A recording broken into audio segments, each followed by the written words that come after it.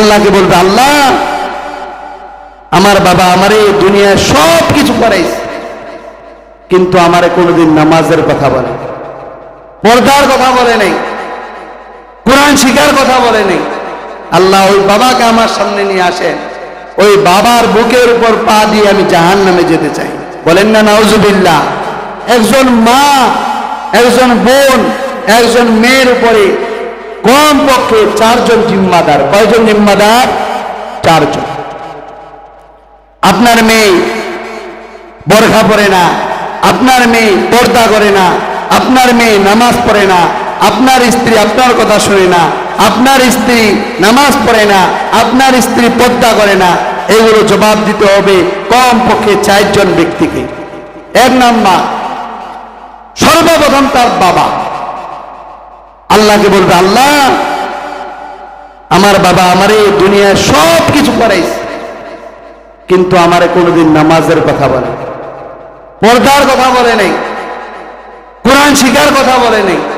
আল্লাহ ওই বাবাকে আমার সামনে নিয়ে আসেন, ওই বাবার বুকের উপর পা দিয়ে আমি জাহান্নামে যেতে চাই।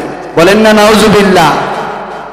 2 নাম্বার জিম্মাদার হলো তার বড় ভাই।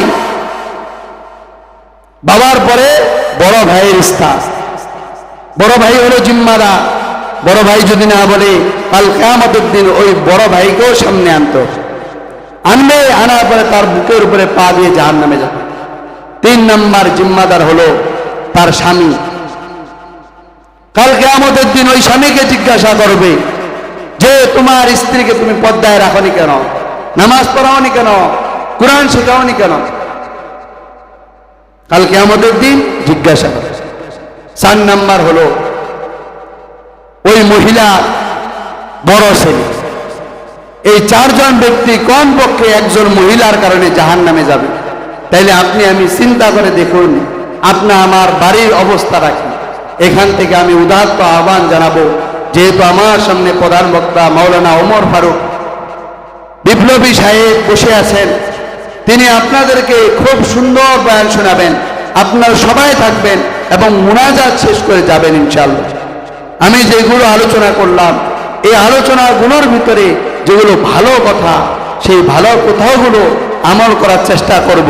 আল্লাহ তাআলা আমাদের সবাইকে আমল করার তৌফিক দান করেন। সবাই বলেন আল্লাহুম্মা আমিন।